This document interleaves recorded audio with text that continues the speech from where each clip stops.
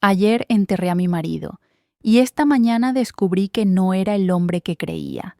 Me llamo Clara Suárez. Tengo 57 años y durante 30 años compartí mi cama, mi vida y mis secretos con un hombre que me amó en silencio mientras escondía una verdad tan grande que ahora, al descubrirla, me pregunto si alguna vez lo conocí realmente. El funeral fue pequeño, íntimo, dijeron. Yo diría que fue frío. Andrés nunca fue de los que acumulaban amigos. Era un arquitecto brillante, pero solitario, de esos que prefieren los planos y el concreto a las conversaciones superficiales. Vinieron sus colegas de la firma, algunos vecinos, mi hermana Beatriz con su familia. Flores blancas por todas partes porque él odiaba las rosas rojas. Decía que eran melodramáticas. Yo permanecí de pie junto al ataúd con mi vestido negro de lana. Hacía frío para ser octubre. Sintiendo el peso de las miradas compasivas, escuchando las condolencias susurradas que sonaban todas iguales. Era un buen hombre. Qué pérdida tan grande. Al menos ya no sufre. Pero Andrés no sufrió. Un infarto masivo mientras dormía. El cardiólogo dijo que probablemente ni siquiera despertó. Una muerte piadosa, la llamaron. Yo solo sé que me acosté junto a mi marido una noche de martes y desperté junto a un cadáver el miércoles por la mañana. 57 años y viuda. ¿Cómo se supone que uno procesa eso? Durante el servicio no lloré. Todos esperaban que lo hiciera. Mi hermana incluso me preparó pañuelos bordados que nunca usé, pero las lágrimas simplemente no venían. Me sentía vacía, como si alguien hubiera tomado una cuchara y raspado todo lo que alguna vez sentí, dejando solo un hueco resonante donde solía estar mi corazón. El cura habló sobre la resurrección y la vida eterna. Yo miré el ataúd de caoba. Andrés lo había elegido él mismo 3 años atrás, cuando a su hermano le diagnosticaron cáncer terminal y se obsesionó con tener todo en orden. Y me pregunté si realmente había un cielo esperándonos o si esto era todo. Polvo al polvo, cenizas a las cenizas y el silencio eterno. Después del entierro, la gente vino a casa. Mi hermana organizó todo. Sándwiches que nadie comió, café que nadie tomó, conversaciones susurradas en grupos pequeños mientras yo permanecía sentada en mi propia sala como una invitada en mi propia vida. ¿Necesitas algo?, me preguntaba Beatriz cada 15 minutos, con esos ojos preocupados que me hacían sentir como una niña enferma en lugar de una mujer adulta capaz de procesar su propio duelo. Estoy bien, mentía yo, porque eso es lo que se espera. Las viudas deben estar tristes pero dignas, quebradas pero no destruidas, dolidas pero nunca enfadadas. Y yo estaba enfadada, furiosa incluso, porque Andrés se había ido sin despedirse, sin darme tiempo de decir las cosas que nunca dije, sin permitirme prepararme para esta soledad que ahora se extendía ante mí como un desierto infinito. Cuando finalmente todos se fueron, cuando Beatriz dejó de insistir en que me fuera a quedar con ella solo por unos días, me quedé sola en esta casa que de repente parecía demasiado grande y demasiado silenciosa. Caminé por las habitaciones tocando las cosas de Andrés, su suéter favorito colgado en el respaldo de la silla del comedor, sus gafas de lectura sobre la mesita de noche, su taza de café con la mancha de carmín que yo siempre olvidaba lavar completamente. Y entonces, porque no sabía qué más hacer con mi cuerpo que se negaba a cansarse, entré en su estudio. El estudio de Andrés era su santuario. Una habitación en el segundo piso con ventanas que daban al jardín trasero, paredes forradas de libros sobre arquitectura y diseño, y su enorme escritorio de roble donde pasaba noches enteras trabajando en proyectos que amaba más que a nada. O eso pensaba yo. Había estado posponiendo entrar ahí, no por dolor exactamente, sino por una especie de respeto supersticioso, como si al cruzar ese umbral estuviera invadiendo un espacio sagrado que ya no me pertenecía. Pero esa noche, con una copa de vino tinto en la mano, la tercera, tal vez la cuarta, empujé la puerta y encendí la luz. Todo estaba como él lo había dejado. Planos enrollados en el rincón, su laptop cerrada sobre el escritorio, fotografías enmarcadas en la pared, el edificio de departamentos que diseñó en Barcelona, la biblioteca pública que ganó un premio de arquitectura, la casa que construimos juntos hace 20 años en las afueras de Madrid. Me senté en su silla, aún podía oler su colonia en el respaldo de cuero, y comencé a revisar sus papeles. No buscaba nada en particular, solo necesitaba sentirlo cerca, tocar las cosas que él tocó, leer su letra inclinada en las notas al margen de sus bocetos. Fue entonces cuando vi el cajón inferior derecho del escritorio, el que siempre había estado cerrado con llave.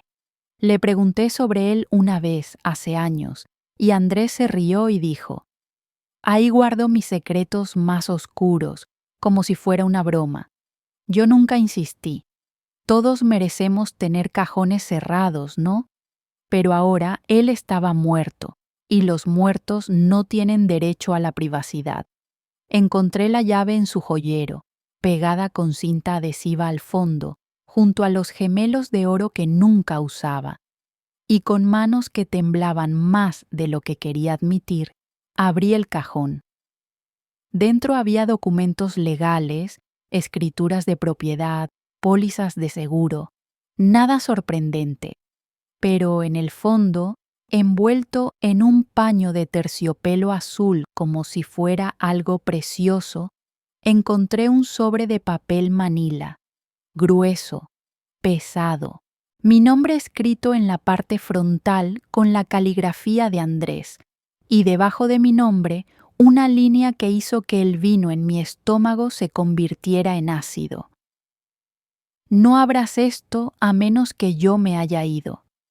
Mi primer instinto fue dejarlo ahí, cerrarlo todo y pretender que nunca lo había visto, porque algo en la forma en que estaba escondido, en la deliberación de esas palabras, me decía que lo que fuera que contuviera ese sobre cambiaría algo fundamental.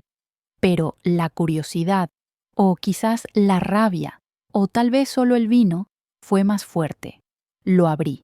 Dentro había una carta, varias páginas escritas a mano, y debajo de la carta, fotografías, un certificado de nacimiento, recibos bancarios, evidencia de una vida paralela que yo nunca sospeché. Comencé a leer. Mi querida Clara, si estás leyendo esto, significa que finalmente encontraste el valor que yo nunca tuve. Significa que estoy muerto, y tú estás sola con una verdad que he cargado durante 30 años como una piedra en el pecho. Hay tanto que quiero decirte, tanto que debí haberte dicho cuando aún tenía aliento para formar las palabras, pero siempre fui un cobarde, Clara, brillante con el hormigón y el acero, pero patético con las cosas que realmente importan. Antes de conocerte, hubo otra mujer. Su nombre era Valentina. Nos conocimos en la universidad. Ella estudiaba arte, yo arquitectura. Fue uno de esos romances de 20 años, apasionado, caótico, destinado a estrellarse. Y se estrelló. Pero antes de que terminara, ella quedó embarazada. Tuvimos una hija, una niña. Nació el 15 de abril de 1993. Por eso le pusimos Abril. Tuve que parar de leer. Mis manos temblaban tanto que las palabras se volvían borrosas. Me levanté, caminé en círculos por el estudio, respiré profundo y luego, porque no podía no hacerlo, continué. Valentina murió cuando Abril tenía solo 6 meses. Un accidente de auto en una carretera mojada. Yo era un estudiante de 23 años sin dinero, sin familia que pudiera ayudar, sin la menor idea de cómo criar a un bebé solo. La hermana de Valentina, Mónica, se ofreció a cuidarla. Vivía en Santillana del Mar, en el norte. Era maestra, estaba casada, tenía una casa estable, le di a Abril, le firmé la custodia. Y luego, como un cobarde, huí. 2 años después, te conocí a ti. Te conocí y me enamoré de una manera que nunca había experimentado antes. No era el amor frenético y autodestructivo que tuve con Valentina. Era algo sólido, seguro, real. Eras mi ancla, Clara, mi casa. Pero también eras mi perdición, porque cada día que pasaba enamorándome más de ti, cada plan que hacíamos juntos, cada vez que hablábamos de nuestro futuro, yo sabía que si te decía la verdad sobre Abril, te perdería. Así que no lo hice. Me convencí de que era mejor así. Abril tenía una familia que la amaba. Tú y yo podíamos construir algo nuevo, limpio, sin la carga de mi pasado. Excepto que nunca fue limpio. Pagué por su manutención en secreto todos estos años. Mónica me enviaba fotos una vez al año por su cumpleaños. Yo las guardaba aquí, en este cajón, y las miraba cuando tú no estabas. Cada fotografía era un recordatorio de mi cobardía y mi amor dividido. Abril creció sin conocerme. Le dijeron que su padre había muerto antes de que ella naciera. Y en cierto modo, es verdad. El hombre que pudo haber sido su padre murió en esa carretera junto con Valentina. Pero Clara, amor mío, si estás leyendo esto ahora, es porque yo ya no estoy, y eso significa que puedo pedirte algo que no tengo derecho a pedir. Encuéntrala. Ve a Santillana del Mar. Busca a Abril. Dile quién era yo. Dile que la pensé todos los días de mi vida. Dile que lo siento. Y si puedes, perdóname. Tuyo, siempre, Andrés. Dejé caer la carta. Las páginas flotaron hasta el suelo como hojas muertas. Durante largos minutos, horas, permanecí sentada en esa silla, mirando la nada, sintiendo cómo todo lo que creía saber sobre mi vida se desmoronaba como un edificio mal construido. Andrés tuvo una hija secreta, durante 30 años. Cada vez que me decía «te amo», había un asterisco invisible. Cada vez que hablábamos de tener hijos y él decía que no estaba seguro, que tal vez éramos mejor solo nosotros dos, estaba mintiendo. Cada vez que yo me preguntaba por qué a veces lo encontraba mirando al vacío con esa expresión melancólica que nunca pudo explicar, ahora lo sabía. Había una niña y luego una mujer, viviendo en algún lugar del norte, creciendo sin padre, celebrando cumpleaños que él recordaba en secreto, existiendo en los márgenes de nuestra vida perfecta como una sombra que solo él podía ver. Y yo, la esposa devota, la compañera leal, nunca sospeché nada. Recogí las fotografías del sobre. Había docenas. Una bebé en brazos de una mujer que debía ser Mónica. Una niña de 5 años con coletas y uniforme escolar. Una adolescente de 14 con brackets y una sonrisa tímida. Una mujer joven de 20 y tantos graduándose de la universidad con toga y birrete. La última foto era reciente. Debía tener unos 29, 30 años. Cabello castaño oscuro, ojos que reconocí inmediatamente porque eran exactamente como los de Andrés. Estaba parada frente a una escuela primaria, sosteniendo una placa que decía Maestra del Año. Abril, la hija secreta de mi marido, 30 años, maestra, viva, real. Y yo no tenía idea de qué demonios hacer con esta información. Los días después de encontrar la carta fueron un borrón gris. No comía, apenas dormía. Me quedaba despierta hasta el amanecer leyendo y releyendo esas páginas hasta que pude recitar cada palabra de memoria. Beatriz llamaba todos los días. ¿Cómo estás? ¿Has comido algo? ¿Quieres que vaya? Estoy bien, mentía. Solo necesito tiempo. ¿Tiempo para qué? No lo sabía. Tiempo para procesar que mi matrimonio había sido construido sobre una mentira. Tiempo para decidir si odiaba a Andrés o si lo amaba aún más por haber cargado con ese secreto solo. Tiempo para decidir qué hacer con la última voluntad de un hombre muerto, porque eso era lo que me mantenía despierta por las noches, su petición. Encuéntrala, dile quién era yo, dile que lo siento. ¿Por qué yo? ¿Por qué tenía que ser yo quien arreglara su desastre? ¿Por qué, después de 30 años de mentiras, yo debía ser quien entregara su confesión póstuma a una mujer que probablemente me odiaría por ser la esposa del hombre que la abandonó? No, me negaba. No era mi responsabilidad. Andrés había hecho su elección hace 30 años, que viviera o muriera con las consecuencias. Guardé la carta de vuelta en el cajón. Cerré el estudio con llave. Intenté seguir adelante. Pero Abril me perseguía. La veía en mis sueños. Veía a esa bebé de 6 meses llorando por un padre que nunca conoció. Veía a la niña de 5 años preguntándole a Mónica por qué todos sus amigos tenían papás menos ella. Veía al adolescente con brackets, imaginándose cómo hubiera sido su vida si él no hubiera huido. Y lo peor, me veía a mí misma a los 30 años, recién casada, radiante, planeando una vida con el hombre que amaba, completamente ajena al hecho de que había una niña en algún lugar del norte que llevaba su sangre. 3 semanas después del funeral, tomé una decisión. No lo hice por Andrés, no lo hice por Abril, lo hice por mí, porque sabía que si no lo hacía, pasaría el resto de mi vida preguntándome qué hubiera pasado si hubiera tenido el valor que él nunca tuvo. Conduje hasta Santillana del Mar un miércoles por la mañana, 4 horas de carretera desde Madrid, atravesando paisajes que gradualmente se volvían más verdes, más húmedos, más salvajes. El olor del océano llegó primero como una promesa y luego como una confirmación cuando finalmente vi el mar extendiéndose hasta el horizonte.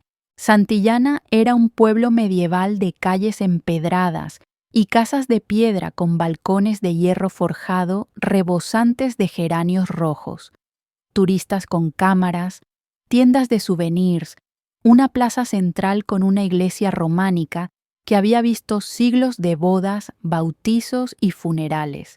Encontré la escuela fácilmente. Solo había una escuela primaria en un pueblo de ese tamaño. Estacioné a media cuadra de distancia y me quedé sentada en el auto, observando. Era la hora del recreo. Niños corriendo en el patio, maestras vigilando en grupos de 2 o 3, y entonces la vi. Abril. Estaba exactamente como en la fotografía, solo que en movimiento, viva. Cabello castaño recogido en una cola de caballo suelta, jeans y un suéter verde. Se agachaba para atar los cordones de un niño pequeño, riendo de algo que él decía. Luego se levantó y le revolvió el cabello con un afecto tan natural que me dolió el pecho. Era maestra, cuidaba niños, los amaba, eso se veía en cada gesto. La observé durante toda la hora del recreo, escondida detrás de mis gafas de sol como una acosadora, sintiendo una mezcla de fascinación y horror. Esa era la hija de Andrés, su sangre, sus ojos, su risa. Porque sí, incluso desde la distancia, reconocí su risa, ese sonido profundo y genuino que Andrés hacía cuando algo realmente lo deleitaba. Cuando sonó la campana y los niños formaron filas para entrar, Abril fue la última en desaparecer dentro del edificio. Antes de hacerlo, se dio vuelta y miró directamente hacia donde yo estaba estacionada. Por un segundo, solo un segundo, nuestras miradas se encontraron. Luego ella entró, y yo me quedé temblando en mi auto, preguntándome qué demonios estaba haciendo. No podía simplemente aparecer en su vida y anunciar: «Hola, soy Clara, la viuda del hombre que te abandonó siendo bebé y que nunca tuviste oportunidad de conocer. Quería que supieras que pensó en ti todos los días mientras construía una vida completamente separada conmigo». No, necesitaba un plan, una historia, una razón para estar ahí que no fuera la verdad devastadora. Esa noche, en un pequeño hotel cerca del puerto, escribí y reescribí la mentira que usaría. Soy Clara Suárez, escritora e investigadora. Estoy preparando un libro sobre la obra arquitectónica de Andrés Suárez, recientemente fallecido. Durante mi investigación, descubrí que él tenía conexiones con Santillana del Mar en sus años de universidad. Estoy buscando a personas que lo conocieron entonces, para tener una perspectiva más completa de su vida antes de su éxito. Era creíble, suficientemente vaga y técnicamente cierta en algunas partes. Al día siguiente regresé a la escuela. Esta vez, en lugar de esconderme, entré. La recepcionista me miró con curiosidad cuando pregunté por la señorita Abril Morales. «¿Es sobre algún alumno?», preguntó. «No, es personal, sobre un proyecto de investigación». Ella hizo una llamada interna. Minutos después, Abril apareció por el pasillo, limpiándose tiza de las manos en sus jeans. De cerca era aún más impactante, no solo por el parecido con Andrés, sino por algo indefinible en su presencia, una calidez, una amabilidad que irradiaba de ella como luz. «¿En qué puedo ayudarla?», preguntó con una sonrisa educada pero ligeramente confundida. Y ahí, parada frente a la hija secreta de mi marido muerto, comencé a mentir. «Me llamo Clara Suárez, soy escritora. Estoy trabajando en un libro sobre el arquitecto Andrés Suárez, recientemente fallecido.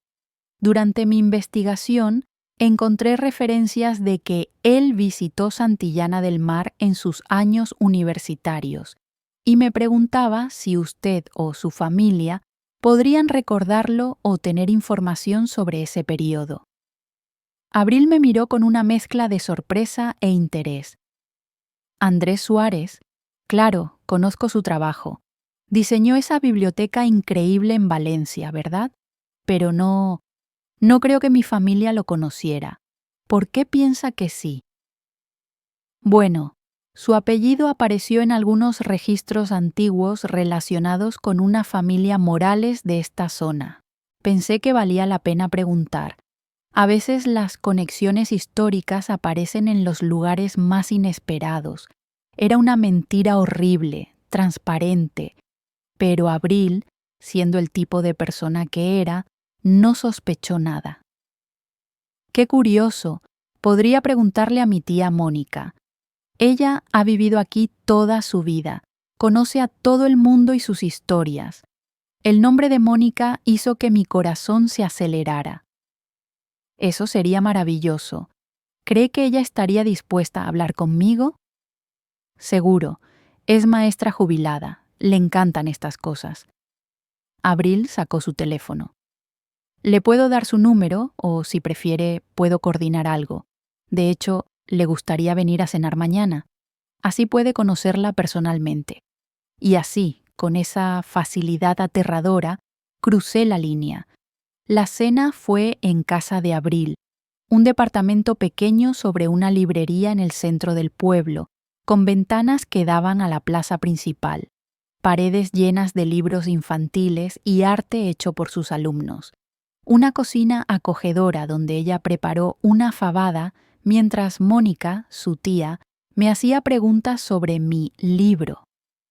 Mónica debía tener unos 60 años, cabello plateado corto, ojos afilados que me estudiaban con una inteligencia que me ponía nerviosa. Si alguien iba a descubrir mi mentira, sería ella. Entonces, ¿Qué quieres saber exactamente sobre Andrés Suárez?, preguntó, sirviéndose vino. Cualquier cosa.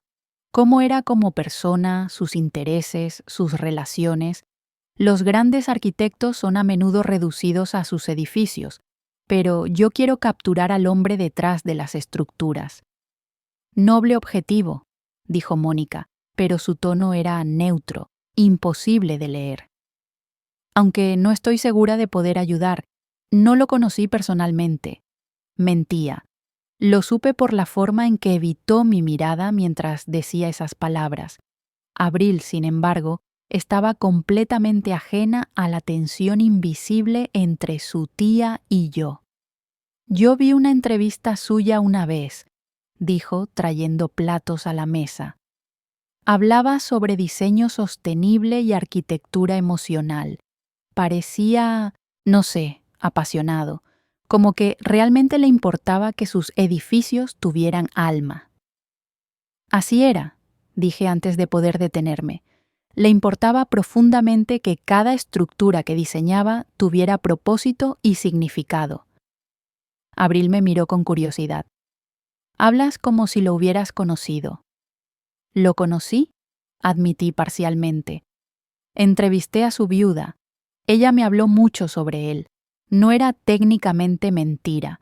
Yo era su viuda. La cena continuó con conversación superficial. Abril me contó sobre su trabajo en la escuela, sobre cómo amaba la enseñanza, pero a veces se sentía agotada por la burocracia. Mónica habló sobre sus propios años como maestra, sobre cómo Santillana había cambiado con los años, pero conservaba su esencia. Y yo mentí, una mentira tras otra, construyendo una identidad falsa como Andrés construía edificios, cuidadosamente, ladrillo a ladrillo. Pero lo que no esperaba era esto. Me cayeron bien, ambas. Mónica con su sabiduría cansada y su amor feroz por Abril. Y Abril era extraordinaria, divertida, inteligente, genuina. El tipo de persona que uno querría tener como amiga, como hija. Cuando me despedí esa noche, Abril me abrazó espontáneamente. Gracias por venir. Ha sido agradable. Si necesitas más información para tu libro, no dudes en contactarme. Podría mostrarte el pueblo, los lugares que podrían haber inspirado a un arquitecto joven. Me encantaría, dije, y lo decía en serio. En las semanas siguientes, regresé a Santillana 3 veces más, cada vez con la excusa de investigación, cada vez quedándome más tiempo, cada vez conociendo a Abril más profundamente. Me mostró la playa donde corría todas las mañanas, el café donde corregía tareas, la escuela donde trabajaba, presentándome a sus colegas como la escritora de Madrid que está haciendo un libro fascinante sobre arquitectura. Y cada interacción era como una daga en mi conciencia, porque empecé a quererla, no como se quiere a una extraña o incluso a una amiga casual. La quería con esa profundidad inexplicable que viene de reconocer algo esencial en otra persona. Veía a Andrés en sus gestos, la forma en que se tocaba la sien cuando pensaba, la risa súbita y contagiosa, la seriedad con que escuchaba a otros. Pero también veía a alguien completamente única, forjada por experiencias que Andrés nunca conoció y nunca podría haber moldeado. Una tarde, mientras caminábamos por el acantilado con el viento del Atlántico arremolinándose alrededor de nosotras, Abril me preguntó algo que me dejó sin aliento. ¿Alguna vez has guardado un secreto tan grande que sientes que si lo dices en voz alta, cambiaría todo? Me detuve en seco. ¿Sabía? ¿Era posible que supiera? ¿Por qué lo preguntas?, logré decir. No sé. A veces siento que hay algo sobre mi vida que no está completo, como una pieza faltante en un rompecabezas. Mi tía me crió y ha sido maravillosa, pero... suspiró. Nunca conocí a mi padre. Murió antes de que yo naciera, eso me dijeron. y mi madre murió cuando yo era bebé. Crecí con historias de segunda mano sobre quiénes eran, pero no recuerdos reales. Mi corazón latía tan fuerte que pensé que ella podría escucharlo sobre el rugido de las olas. Eso debe ser difícil, dije suavemente. Es raro. No puedes extrañar lo que nunca tuviste, ¿verdad? Pero aún así, a veces miro a otras personas con sus padres y siento este vacío, como si hubiera algo fundamental sobre mí misma que nunca sabré. Esta era mi oportunidad. Podía decirle la verdad ahí mismo, decirle que su padre no había muerto, que había vivido una vida plena y exitosa a 4 horas de distancia, que había pensado en ella cada día, que había enviado dinero y guardado sus fotos, pero nunca había tenido el valor de conocerla. Abrí mi boca. Las palabras estaban ahí, formadas, listas, pero lo que salió fue: creo que las familias no siempre se definen por la sangre. Tu tía te amó lo suficiente por 2 padres. Eso cuenta. Abril sonrió, pero sus ojos brillaban con lágrimas no derramadas. Tienes razón. Mónica es todo para mí. No sé qué habría hecho sin ella. Caminamos en silencio el resto del camino, y yo me odié con cada paso que daba. Todo se complicó el día que Abril me invitó a conocer a su prometido. Se llama Diego, me dijo por teléfono, con esa emoción burbujeante de una mujer enamorada. Nos comprometimos hace 2 meses. La boda será en primavera. Me encantaría que vinieras, en serio. Sé que no nos conocemos hace mucho, pero siento que hemos conectado de una manera especial. Diego, su prometido. ¿Qué importaba quién fuera? Debía ser un hombre local, un maestro tal vez, o alguien del pueblo. Pero cuando llegué a cenar la noche acordada, cuando abrí la puerta y vi quién estaba de pie junto a Abril en su pequeña sala, con una copa de vino en la mano y una sonrisa familiar, el mundo se detuvo. Diego Ramírez, el sobrino de Andrés, el hijo de su hermano menor, el ahijado que había adorado desde niño. Nos reconocimos simultáneamente y vi cómo la confusión atravesaba su rostro. «Tía Clara, ¿qué haces aquí?» Abril nos miraba a ambos, desconcertada. ¿Se conocen? Mi mente trabajaba frenéticamente, buscando una salida, una explicación que no revelara todo. Diego, yo no sabía que vivías en Santillana. Me mudé hace 1 año. Conseguí trabajo en una firma de arquitectura en Santander. Todavía me miraba con incredulidad. ¿Qué haces aquí? ¿Tío Javier sabe que estás en el norte? Diego, ¿cómo la llamas?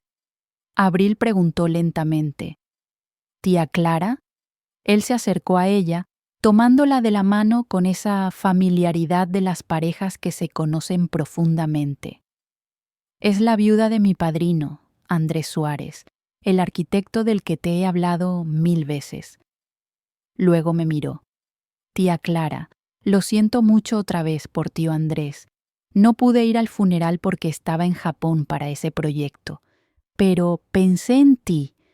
¿Qué te trae a Santillana? Vi cómo la expresión de Abril cambiaba, de confusión a comprensión, de comprensión a algo que se parecía peligrosamente al dolor. Entonces, ¿no eres escritora? Su voz era apenas un susurro. Abril, yo puedo explicar. ¿No estás investigando para un libro? No exactamente, pero ¿quién eres realmente? Había acero en su voz ahora y lágrimas en sus ojos. Diego nos miraba a ambas, completamente perdido. ¿Qué está pasando? ¿Por qué Abril está molesta? Tenía 2 opciones: seguir mintiendo, inventar alguna historia sobre por qué había venido a Santillana con una identidad falsa, o decir la verdad completa que cambiaría todo. Miré a Abril, a esta mujer que había llegado a querer en cuestión de semanas, cuya confianza había ganado con engaños, cuya vida estaba a punto de destrozar, y tomé una decisión. Siéntense, dije. Por favor, hay algo que necesitan saber. Nos sentamos en la pequeña sala de Abril, ella en el sofá junto a Diego, quien la rodeaba con su brazo protectoramente.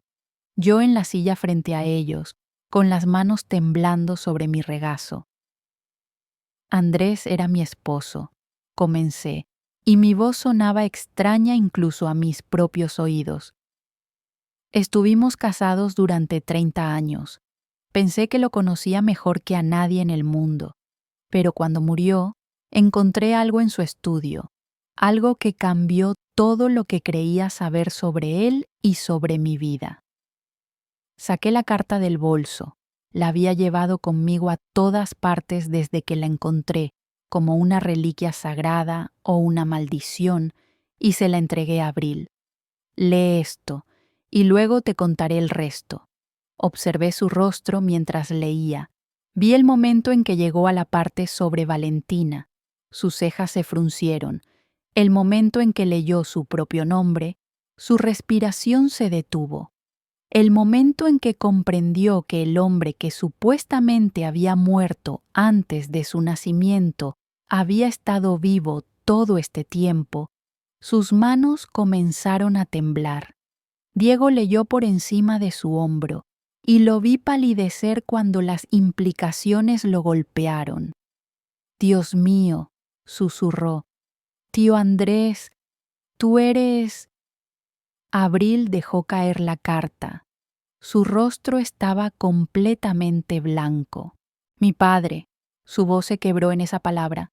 «Mi padre estaba vivo todo este tiempo, viviendo en Madrid, casado contigo, y nunca vino a buscarme».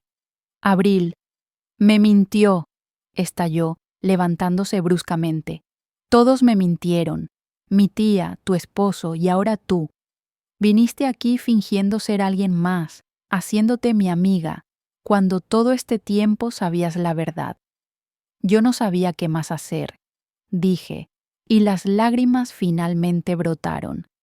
Encontré esa carta después de su funeral. Estaba tan furiosa con él, tan traicionada, pero me pidió que te encontrara, que te dijera la verdad, y yo vine aquí pensando que cumpliría su última voluntad y me iría, pero entonces te conocí y eras tan qué, tan ingenua, tan estúpida que caí en todas tus mentiras, tan extraordinaria. Mi voz se elevó para igualar la suya. Eras todo lo bueno que él tenía sin ninguna de sus fallas. Eras amable y brillante y llena de vida, y cada vez que te veía lo que pudo haber sido si él hubiera tenido el valor de ser tu padre. Y empecé a quererte, no como parte de algún plan, sino genuinamente, como si fuera ¿qué? ¿Tu hija? La risa de Abril fue amarga. No soy tu hija, Clara. Soy la hija de un hombre que te eligió a ti sobre mí cada día durante 30 años. Esas palabras me atravesaron como cuchillos. Diego intentó intervenir. «Abril, cariño, tal vez deberías...». «No», lo apartó. «No me digas que me calme.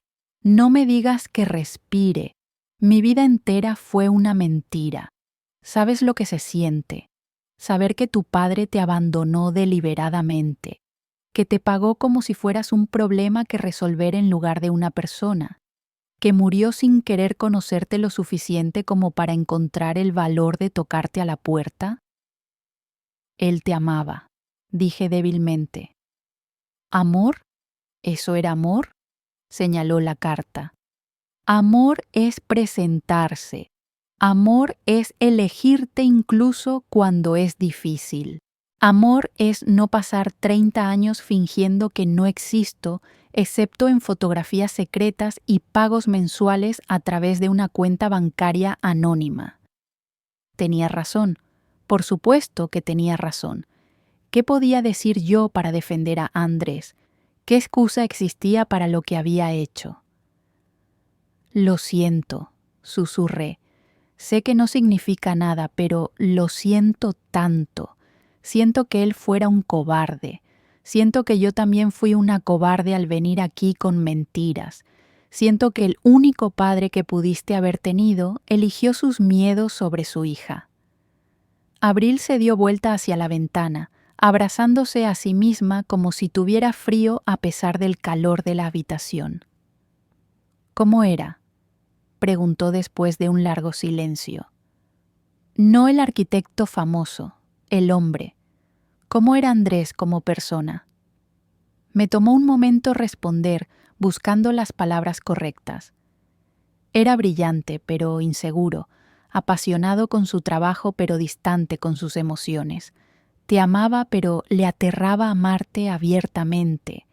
Era el tipo de hombre que podía diseñar edificios que durarían siglos, pero no podía construir el valor para enfrentar su propio pasado. Hice una pausa. Era profundamente imperfecto, y yo lo amé de todas formas, pero si hubiera sabido sobre ti, si me hubiera dicho la verdad cuando nos conocimos, no sé si lo habría elegido, pero sí sé que hubiera insistido en que te eligiera a ti. ¿Por qué? Abril se volteó para mirarme. ¿Por qué habrías hecho eso?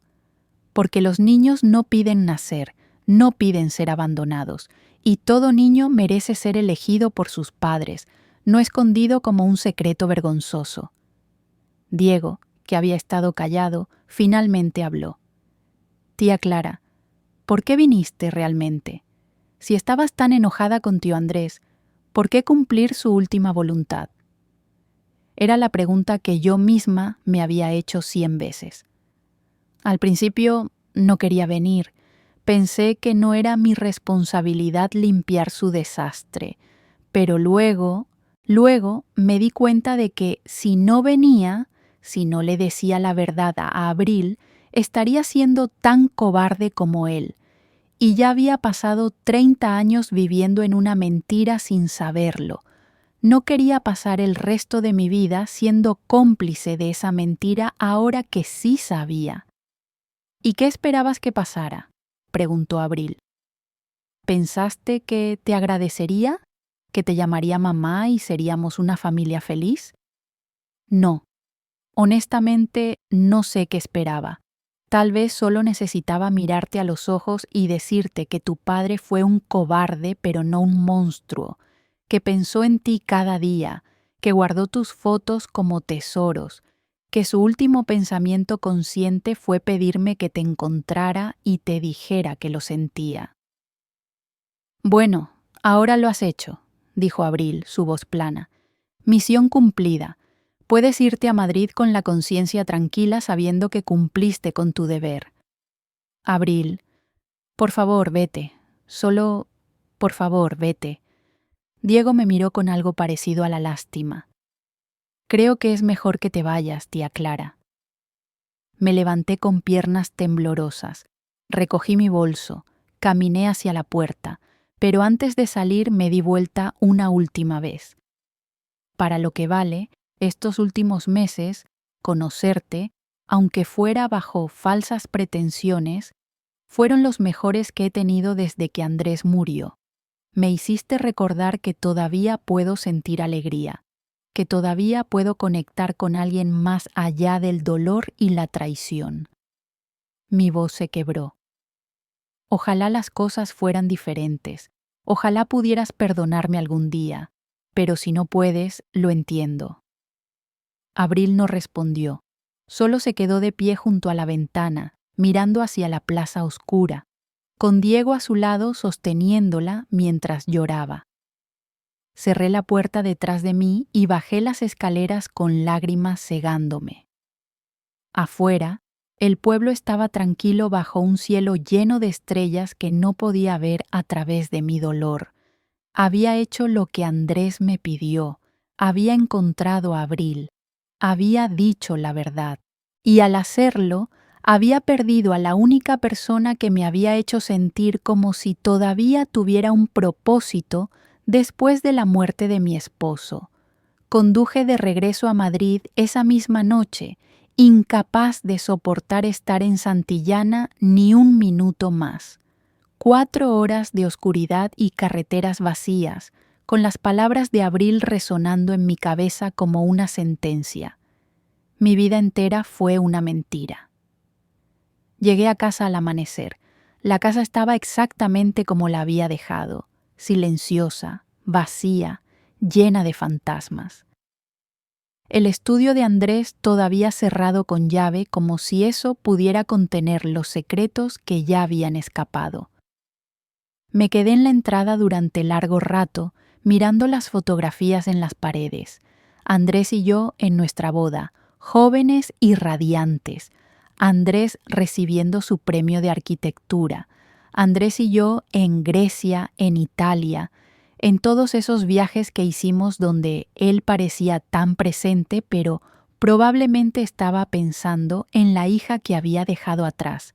Tomé una de las fotografías, una de nosotros en la playa, con el viento volando mi cabello mientras él me besaba la mejilla, y la arrojé contra la pared. El vidrio se hizo añicos, luego otra y otra, hasta que el piso estaba cubierto de fragmentos brillantes y las paredes tenían espacios vacíos donde solían colgar nuestros recuerdos. Beatriz apareció 2 días después, preocupada porque no respondía a sus llamadas. «Dios mío, Clara, ¿qué pasó aquí?» Miró los marcos rotos, los espacios vacíos en las paredes. Andrés tenía una hija, dije sin emoción. Una hija que mantuvo en secreto durante 30 años. La encontré. Le dije la verdad. Ella me odia. Fin de la historia. Mi hermana se sentó pesadamente en el sofá. ¿Qué? Le conté todo. La carta, Abril, las mentiras, la confrontación. Mientras hablaba, vi cómo su expresión cambiaba de shock a furia a algo parecido al dolor. «Ese bastardo», susurró. «Ese maldito bastardo. ¿Cómo pudo hacerte esto?» No sé si me lo hizo a mí o si se lo hizo a sí mismo, o a Abril, o a todos nosotros. Me encogí de hombros. Ya no importa. Está muerto. Y yo destruí cualquier posibilidad de tener alguna relación con la única parte buena que dejó atrás. Tú no destruiste nada. Él lo hizo cuando decidió ser un cobarde. Pero yo mentí, Beatriz. Fui a su vida con una identidad falsa. Me gané su confianza bajo falsos pretextos. ¿En qué me convierte eso? En humana, en alguien que hizo lo mejor que pudo en una situación imposible que no pidió. Pasaron las semanas. Noviembre llegó con lluvia fría y cielos grises que combinaban con mi estado de ánimo.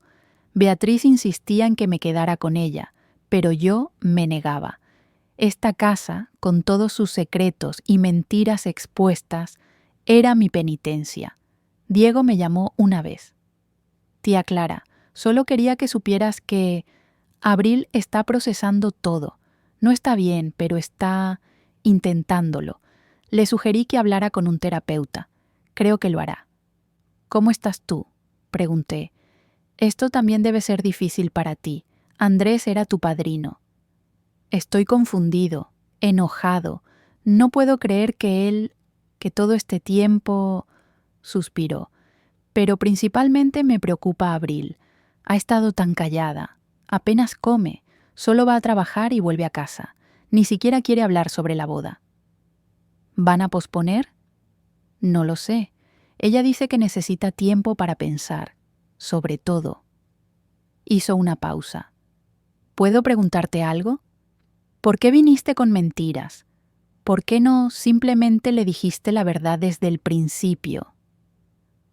«Porque soy una cobarde, igual que Andrés». Pensé que podía controlar cómo se revelaba la información. Pensé que podía conocerla primero, decidir si valía la pena desestabilizar su vida. Pero la verdad es que tenía miedo de su reacción, y ese miedo me hizo repetir los mismos patrones de engaño que destruyeron mi matrimonio. Para lo que vale, creo que viniste de un lugar de amor, solo que el amor a veces no es suficiente cuando está construido sobre mentiras. Tenía 25 años y era más sabio que yo. Después de colgar, me senté en el estudio de Andrés, Ya no podía evitarlo. El cuarto había perdido su carácter sagrado. Y leí su carta una vez más. Busqué entre sus cosas, encontrando más fotografías de Abril que nunca me había mostrado. Abril a los 10 años con su uniforme de fútbol. Abril a los 15 en su primera obra de teatro escolar. Abril a los 22 en su graduación universitaria. Él había estado ahí, invisible en los márgenes de su vida, documentando su crecimiento a través de fotografías que Mónica le enviaba fielmente cada año. Y entonces encontré algo más, un cuaderno, negro, de cuero, escondido en la parte trasera del cajón inferior. Lo abrí con manos temblorosas. Era un diario, o más bien, una colección de cartas que nunca envió, todas dirigidas a Abril. Querida Abril, hoy cumpliste 5 años. Mónica me envió una foto de tu fiesta de cumpleaños. Llevabas un vestido amarillo y tenías pastel en la nariz. Reíste en la foto y juro que pude oír tu risa a través del papel. ¿Te preguntas alguna vez sobre mí? Espero que no. Espero que seas feliz solo con Mónica y que yo sea solo una ausencia que nunca notaste. Querida Abril, tienes 12 años hoy. Mónica dice que eres la mejor de tu clase en matemáticas. No sé de dónde sacaste eso. Yo era terrible con los números. Debe ser de Valentina. Ella era brillante con todo lo que requería lógica. Ojalá pudieras conocerla. Ojalá pudiera contarte sobre ella, sobre cómo reía, sobre cómo veía el mundo. Pero no puedo, porque para contarte sobre ella, tendría que revelarte sobre mí, y no tengo ese valor. Querida Abril, te graduaste de la universidad, educación primaria, vas a ser maestra. Mónica dice que es tu vocación, que naciste para enseñar. Me pregunto si habría sido diferente si yo hubiera estado ahí, si habrías elegido arquitectura en lugar de educación, si habrías querido seguir mis pasos o deliberadamente habrías elegido un camino diferente solo para demostrar que no me necesitabas. Supongo que nunca lo sabré. Página tras página de amor no expresado, de arrepentimiento, de anhelo, de un padre observando a su hija crecer desde las sombras, demasiado cobarde para salir a la luz. La última entrada era de 3 meses antes de su muerte. Querida Abril, tienes 30 años. Mónica me envió una foto de tu compromiso. Estás radiante. Tu prometido te mira como si fueras el sol. Me pregunto si sabes lo afortunada que eres de haber encontrado ese tipo de amor. Clara y yo tuvimos eso una vez al principio, pero lo envenené con mis secretos. Cada año que pasaba sin decirle sobre ti, cada mentira por omisión, ponía otra grieta en nuestros cimientos. Ahora, 30 años después, siento como si viviera en una casa que podría colapsar en cualquier momento. He decidido algo. Cuando muera, y sé que será pronto, mi corazón no está bien, aunque no se lo he dicho a nadie. Dejaré una carta para Clara, le diré sobre ti, le pediré que te encuentre. Tal vez sea la cosa más cruel que le he hecho, cargarla con mi confesión después de mi muerte, pero es la única manera en que puedo decir la verdad sin tener que ver cómo ambas me miran con odio o decepción. Soy un cobarde hasta el final. Lo siento, Abril. Lo siento, Clara. Lo siento por todos los que lastimé con mi silencio. Cerré el cuaderno y lloré. Lloré por Andrés y sus cartas no enviadas. Lloré por Abril y la infancia robada. Lloré por mí misma y los 30 años que pasé amando a un hombre que nunca fue completamente mío. Pero principalmente lloré por lo que podría haber sido si él hubiera tenido el valor de elegir la verdad sobre el miedo. Llegó en diciembre, un sobre azul claro deslizado bajo mi puerta, exactamente como la carta de Andrés había llegado meses atrás. Por un momento aterrador, pensé que la historia se estaba repitiendo, que otro secreto estaba esperando ser revelado. pero la caligrafía no era de Andrés, era femenina, cuidadosa, ligeramente inclinada hacia la derecha. La abrí con manos que ya no temblaban. Había agotado mi capacidad de temblar y comencé a leer. Querida Clara, he comenzado esta carta 50 veces. Cada vez las palabras salen mal, demasiado furiosas, demasiado lastimosas, demasiado frías, demasiado cálidas. No sé cómo hablar contigo después de todo lo que pasó. He estado en terapia, 2 veces por semana. Mi terapeuta dice que necesito procesar no solo el abandono de mi padre, sino también la traición de tu engaño. Dice que puedo estar enojada con ambos al mismo tiempo, que el dolor no es una competencia. Al principio estaba furiosa contigo, más que con él, en cierto modo, porque él estaba muerto y no podía confrontarlo. Pero tú estabas viva y habías elegido mentirme activamente.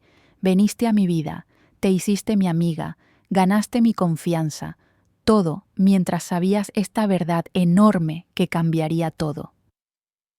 Pero luego recordé algo.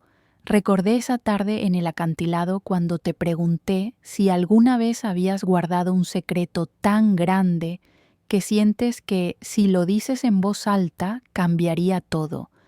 Y recordé tu cara cuando lo pregunté, la forma en que te congelaste, la forma en que tus ojos se llenaron de algo que entonces no pude identificar, pero que ahora reconozco como dolor. Estabas cargando con su secreto igual que él, y no fue justo que él muriera y te dejara limpiando su desastre. No fue justo que tuvieras que elegir entre honrar la última voluntad de tu esposo muerto o proteger a una extraña del dolor de saber la verdad. Mi terapeuta me preguntó, ¿qué habrías preferido? ¿Nunca saber o saber con dolor? Y me di cuenta de que, a pesar de todo, prefiero saber, porque ahora al menos puedo llorar al padre real que perdí, no al padre imaginario que nunca existió. Mónica finalmente me contó su versión de la historia, cómo Andrés apareció después del accidente de mi madre, destrozado, aterrorizado, suplicándole que cuidara de mí porque él no sabía cómo hacerlo solo. Cómo él llamaba cada mes durante los primeros años, preguntando sobre mí, enviando dinero, prometiendo venir a visitarme pronto. Y luego cómo las llamadas se espaciaron, cómo pronto se convirtió en algún día, cómo algún día se convirtió en nunca. Ella dice que no fue malicia, fue miedo, miedo de que si aparecía en mi vida lo complicaría todo, miedo de que su nueva esposa, tú, lo dejara, miedo de que yo lo odiara por haberme abandonado. Así que eligió la distancia. Eligió enviar dinero en lugar de amor. Eligió fotografías en lugar de presencia. ¿Y sabes qué es lo más triste? Que probablemente tenía razón. Si hubiera aparecido en mi vida cuando tenía 5 o 10 o 15 años, probablemente lo habría odiado, le habría gritado, le habría preguntado por qué no fui suficiente. Habría sido cruel de la manera en que solo los niños heridos pueden serlo. Pero ahora, a los 30, solo me siento vacía, como si toda la rabia se hubiera quemado y solo quedara ceniza. Diego dice que debería perdonarte, que viniste de un lugar de amor, incluso si tu método fue equivocado, y creo que tiene razón, pero el perdón no es instantáneo. Es algo que tengo que elegir hacer cada día, y algunos días no puedo elegirlo. Encontré el cuaderno. Mónica lo tenía. Andrés se lo envió años atrás con instrucciones de dármelo si alguna vez preguntaba por él. Ella nunca lo hizo porque yo nunca pregunté. ¿Cómo preguntas por alguien que supuestamente murió antes de que nacieras? Leí cada entrada, cada carta no enviada, y lloré. Lloré por el padre que me amó desde la distancia. Lloré por el hombre que fue demasiado débil para actuar según su amor. Lloré por todas las conversaciones que nunca tuvimos, los cumpleaños que no compartimos, las lecciones de vida que nunca me enseñó. Pero también me di cuenta de algo. Él me dio algo sin querer. Me dio a Mónica, quien es la mejor madre que cualquiera podría pedir. Me dio una infancia sin el peso de un padre complicado. Me dio la libertad de convertirme en quien soy sin la sombra de sus expectativas. Y extrañamente, me dio a ti. Porque estos meses que pasamos juntas, antes de que todo explotara, fueron valiosos. Me mostraste partes de él que nunca habría conocido. Me hiciste ver que los padres son solo humanos, profundamente imperfectos, haciendo lo mejor que pueden con las herramientas que tienen. No sé si podemos ser amigas, no sé si puedo mirarte sin ver su traición reflejada en tus ojos, pero sí sé esto, no te odio.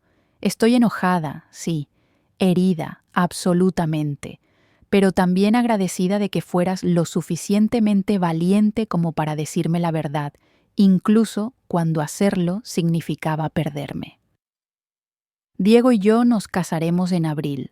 Está retrasado de la fecha original. Necesitaba tiempo, pero sucederá. Y si quieres venir, si puedes soportar estar en el mismo espacio que yo, sin que sea insoportablemente incómodo para ambas, me gustaría que estuvieras ahí.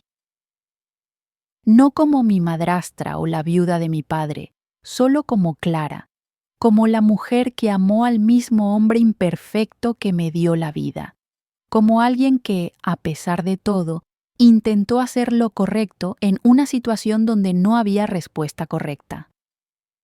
Piénsalo, no necesito una respuesta ahora, pero si decides venir, me gustaría que supieras algo. Él no te merecía, pero tal vez en algún lugar del caos que dejó atrás, tú y yo podemos construir algo nuevo, no una familia tradicional, pero quizás algo. Con cuidado, Abril. Leí la carta 3 veces, 4, 5, hasta que cada palabra estaba grabada en mi memoria. Ella no me odiaba. Abril, esta mujer extraordinaria que tenía todo el derecho del mundo de cerrarme la puerta para siempre, me estaba ofreciendo algo precioso e imposible, una segunda oportunidad, no para reemplazar lo que Andrés destruyó, no para fingir que nada de esto había pasado, solo para intentar construir algo nuevo desde las ruinas. Esa noche, por primera vez desde el funeral, dormí toda la noche sin pesadillas. Abril llegó el 15 de abril. No pasó desapercibido que eligió casarse el día de su cumpleaños, 31 años desde que nació, 31 años desde que Andrés tomó la decisión que definiría el resto de sus vidas. Santillana estaba hermosa en primavera. Los geranios en los balcones habían florecido en rojos y rosas vibrantes. El mar brillaba bajo un sol que finalmente había decidido aparecer después de meses de cielos grises. La pequeña iglesia románica en la plaza central estaba decorada con flores blancas y cintas de seda que se movían con la brisa marina. Llegué la noche anterior, hospedándome en el mismo hotel cerca del puerto, donde me había quedado meses atrás cuando todavía era Clara la escritora, en lugar de Clara la viuda del hombre que abandonó a Abril. No había hablado con Abril desde su carta. No sabía si mi presencia sería bienvenida o solo tolerada, pero había comprado un vestido nuevo, azul marino, elegante pero discreto, y había elegido venir porque a veces el valor no es la ausencia de miedo, sino la decisión de actuar a pesar de él. La mañana de la boda, recibí un mensaje de Abril. Hay café en la cafetería de la esquina a las 9. Si quieres, podemos hablar antes de la ceremonia, sin presión. Llegué a las 8:45, demasiado nerviosa para ser puntual. Abril ya estaba ahí, sentada en una mesa junto a la ventana, con un vestido blanco simple que la hacía lucir radiante y aterrada al mismo tiempo. Nos miramos por un largo momento. Luego ella señaló la silla frente a ella. «Gracias por venir», dijo suavemente. «Gracias por invitarme», respondí. Ordenamos café que ninguna de las dos tomó. El silencio se extendía entre nosotras como un puente frágil que ninguna sabía cómo cruzar. Finalmente, Abril habló. «He estado pensando mucho sobre qué decirte hoy. Escribí y descarté como 20 discursos diferentes. Todos sonaban falsos o demasiado preparados, así que voy a simplemente decir la verdad». Respiró profundo. «Todavía estoy procesando todo. Todavía hay días en que estoy furiosa.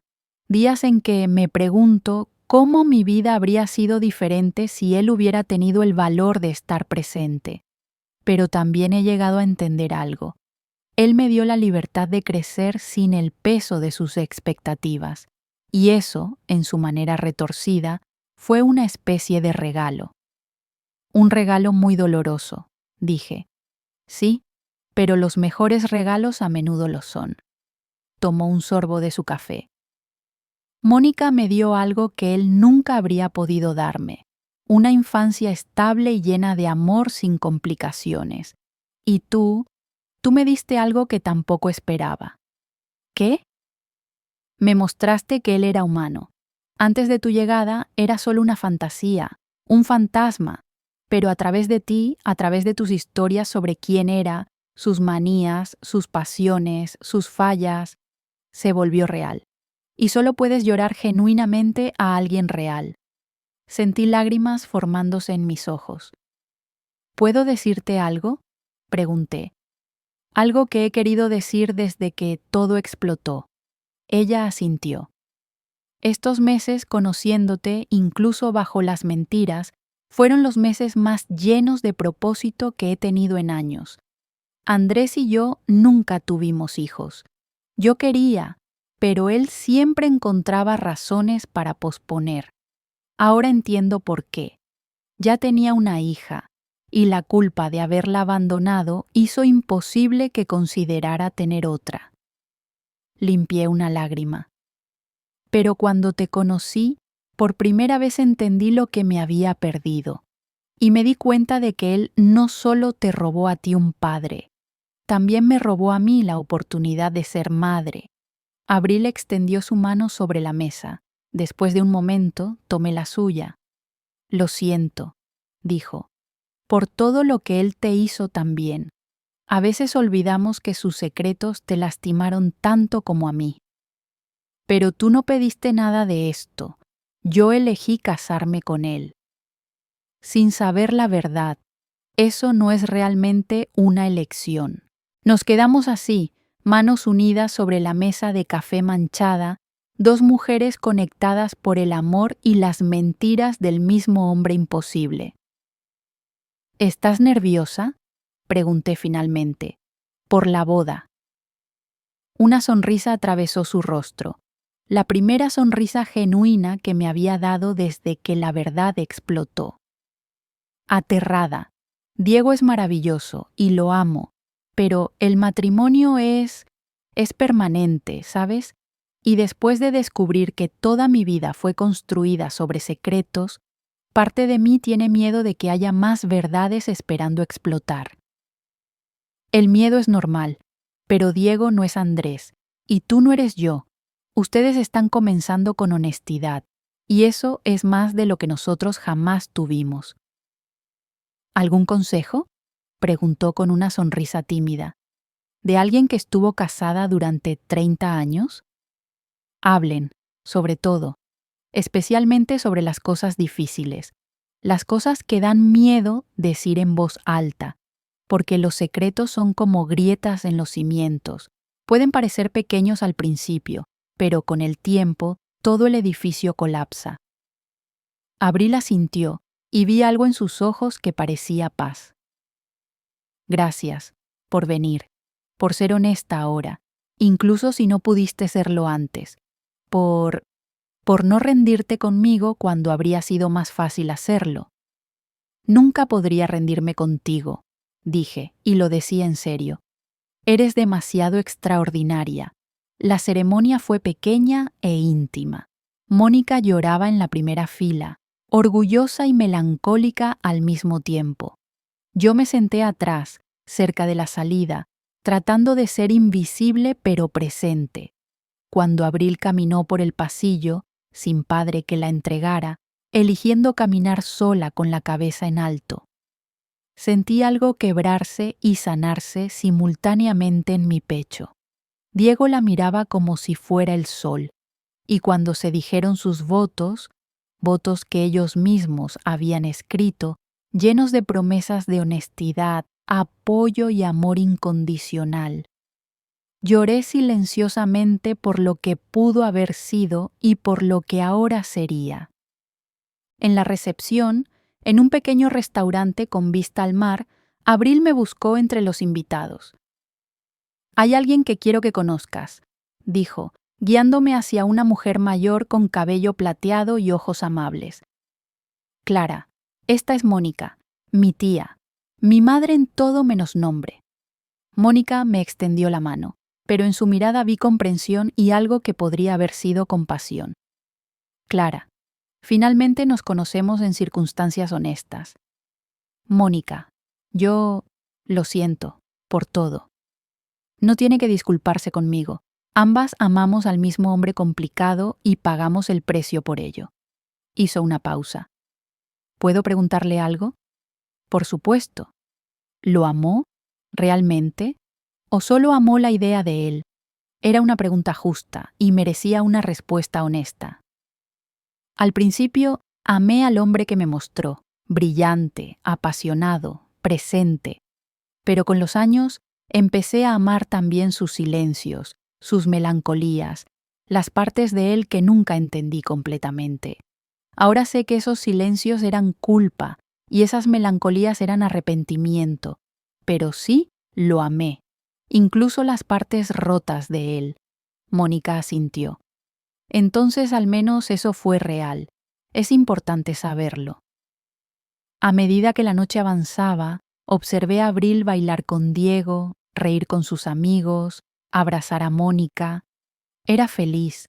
A pesar de todo, o quizás debido a todo, había encontrado su camino hacia la alegría. Cerca de la medianoche, cuando la mayoría de los invitados se habían ido o estaban demasiado borrachos para notar, Abril se acercó a donde yo estaba sentada en una mesa vacía, mirando el mar negro bajo la luna. «¿Puedo?», señaló la silla junto a mí. «Es tu boda. Puedes hacer lo que quieras». Se sentó, quitándose los zapatos con un suspiro de alivio. «Diego quiere que tengamos hijos», dijo después de un momento. «Pronto. Dice que seremos padres maravillosos». «Lo serán». «Tengo miedo», admitió. «¿Y si soy como Andrés? ¿Y si tengo un hijo y descubro que no sé cómo estar presente? ¿Qué si hay algo roto en mí, algo que heredé de él, que me hace incapaz de amar completamente?» «Mírala», dije señalando a Mónica, quien estaba ayudando a limpiar con el personal del restaurante. «Ella no era tu madre biológica, pero te amó como si lo fuera. El amor parental no es genético, Abril. Es una elección que haces cada día. Y solo el hecho de que tengas miedo de fallar significa que nunca lo harás. ¿Cómo puedes estar tan segura? Porque te conozco. He visto cómo eres con tus estudiantes, cómo escuchas, cómo cuidas, cómo haces que cada niño se sienta visto. Esa no es una habilidad, es quién eres. Y cualquier niño que tenga la suerte de llamarte mamá será el más afortunado del mundo». Abril me miró con lágrimas en los ojos. «¿Puedo pedirte algo loco?» «Cualquier cosa». «Cuando tenga mi primer hijo, vendrás a conocerlo». «No como abuela, sé que eso sería demasiado complicado, pero como... no sé, como alguien importante». Mi corazón se hinchó y se rompió al mismo tiempo. Me encantaría, si Diego está bien con eso. Ya se lo pregunté. Dice que cualquier persona que te ame es bienvenida en nuestra familia. Entonces sí, absolutamente sí. Nos quedamos sentadas en silencio, mirando el mar, dos mujeres que habían sido conectadas por secretos y dolor, pero que estaban eligiendo, activamente, conscientemente, construir algo nuevo sobre esas ruinas. ¿Sabes qué es lo más extraño?, dijo Abril. A veces, cuando estoy sola, hablo con él, con Andrés. Le cuento sobre mi día, sobre Diego, sobre mis estudiantes, y me imagino qué diría él. ¿Qué consejo daría si hubiera tenido el valor de estar presente? ¿Y qué crees que diría? Creo que diría que lo siente, y que está orgulloso, y que ojalá hubiera sido más valiente. Se volvió para mirarme. ¿Tú hablas con él? Todos los días, a veces con amor, a veces con rabia, pero sí hablo con él, porque a pesar de todo, fue mi persona durante 30 años, y no puedo simplemente apagar eso. ¿Crees que nos está viendo, ahora, a nosotras aquí? No sé si creo en esas cosas, pero si puede, espero que vea que las dos mujeres que más amó encontraron una manera de perdonarlo y de perdonarse mutuamente. Abril puso su cabeza en mi hombro, un gesto pequeño, íntimo, y yo la dejé quedarse ahí hasta que Diego vino a buscarla para el último baile. Mientras los veía girar en la pista vacía, con el mar susurrando contra las rocas y las estrellas brillando sobre nosotros, sentí algo que no había sentido en meses: esperanza. No la esperanza ingenua de que todo estaría bien o de que el dolor desaparecería, sino la esperanza más profunda y más real de que incluso de las mentiras más crueles puede crecer algo verdadero, de que las familias no siempre son las que nacen, sino las que elegimos construir, de que el perdón no es olvidar, sino decidir no permitir que el pasado dicte el futuro. Epílogo. Un año después, 148 minutos. Es octubre de nuevo. Han pasado 2 años desde que Andrés murió y 14 meses desde la boda de Abril. Estoy de pie en mi jardín, el mismo que Andrés diseñó hace 20 años con su ojo característico para la belleza y la función, recogiendo las últimas rosas del otoño. La casa detrás de mí ya no se siente como un mausoleo de secretos. He rediseñado el estudio de Andrés, convirtiéndolo en una biblioteca donde puedo leer y escribir. Las fotografías rotas han sido reemplazadas por nuevas. Abril y Diego el día de su boda. Mónica y yo en el mercado de Santillana. Beatriz y su familia en nuestra última reunión. Mi teléfono suena. Es un mensaje de Abril con una foto adjunta. La abro y mi respiración se detiene. Es una ecografía. Y debajo las palabras: niña, llegará en abril. Diego y yo queremos saber si aceptaría ser su madrina. Me siento en el banco del jardín, con las rosas olvidadas a mi lado, mirando esa imagen borrosa en blanco y negro de una vida que aún no ha nacido pero que ya es amada. Una niña. Llegará en abril, como su madre. Escribo y borro 3 respuestas diferentes antes de simplemente escribir. Sería el honor de mi vida. Su respuesta es inmediata. Queremos ponerle Clara Valentina, si estás de acuerdo. Clara Valentina, mi nombre y el de la mujer que fue el primer amor de Andrés. Las 2 mujeres que él amó, unidas en el nombre de una niña que representará el futuro en lugar del pasado. Lloro, pero son lágrimas de alegría, de redención, de esperanza cumplida. Esa noche abro el cajón donde aún guardo la carta de Andrés. La he leído tantas veces que las dobleces del papel están desgastados, las palabras apenas legibles en algunos lugares.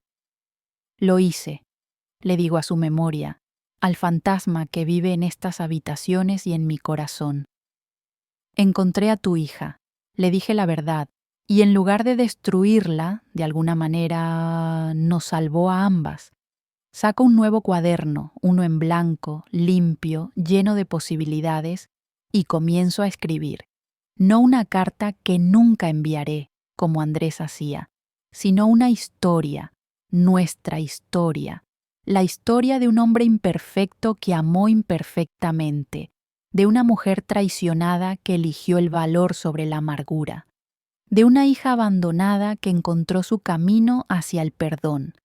Es una historia de secretos y mentiras, sí, pero también es una historia de esperanza, de cómo incluso las fracturas más profundas pueden sanar si elegimos coserlas con honestidad en lugar de esconderlas con silencio. Escribo durante horas, mientras la noche se profundiza y las estrellas aparecen una por una sobre mi jardín. Escribo sobre el funeral y la carta, sobre Santillana y Abril, sobre Mónica y Diego, sobre las mentiras que dije y la verdad que finalmente tuve el valor de confesar. Y mientras escribo, siento que algo que había estado roto en mí durante estos 2 años comienza finalmente a componerse. No de la manera en que estaba antes. Las grietas todavía están ahí, siempre lo estarán, pero están llenas ahora con algo más fuerte que lo que había antes. Verdad, perdón, amor que no exige perfección, sino que abraza a la humanidad en toda su complejidad hermosa y dolorosa. La última línea que escribo es esta. Me llamo Clara Suárez, tengo 59 años, y hoy, por primera vez desde que mi mundo se derrumbó, puedo decir con total honestidad, estoy agradecida. Agradecida por el dolor que me enseñó valor. Agradecida por las mentiras que me llevaron a la verdad. Agradecida por haber amado a un hombre imperfecto que, al morir, me dio el regalo más inesperado, una hija. Cierro el cuaderno y miro hacia el cielo nocturno. En algún lugar Andrés está descansando. ¿O no? No sé qué creer sobre la vida después de la muerte, pero sí sé esto. Su historia no terminó con su muerte. Continúa en Abril, en Diego, en la niña que nacerá en primavera llevando mi nombre. Y continúa en mí, en esta mujer que fui forzada a convertirme, más fuerte, más honesta, más completamente humana que la que era antes. Me levanto del escritorio, apago la luz y camino hacia mi habitación. Mañana llamaré a Abril. Planearemos su baby shower. Hablaremos sobre nombres de bebé y carritos de paseo y todas esas cosas mundanas y mágicas que vienen con un nuevo comienzo. Pero esta noche permito que el silencio me envuelva, un silencio que ya no está lleno de secretos, sino de paz, porque he aprendido que algunas historias no terminan limpiamente. No hay un arco perfecto de redención donde todo el dolor se resuelve y todos los personajes encuentran su final feliz. La vida real es más complicada que eso, pero también es más hermosa, porque en la vida real podemos estar rotos y sanando al mismo tiempo. Podemos perdonar sin olvidar. Podemos amar a alguien profundamente y aún así estar furiosos con ellos. Podemos llorar el pasado mientras abrazamos el futuro.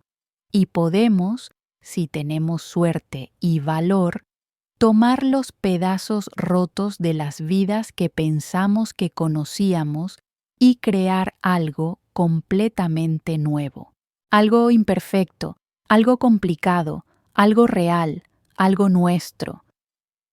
Me acuesto en la cama que compartí con Andrés durante 30 años, pero por primera vez desde su muerte no me siento sola, porque llevo conmigo las voces de todas las personas que han entrado a mi vida a través de su ausencia: Abril, Diego, Mónica, incluso la memoria de Valentina, la mujer que amó a Andrés primero y cuya muerte puso en marcha todos estos eventos.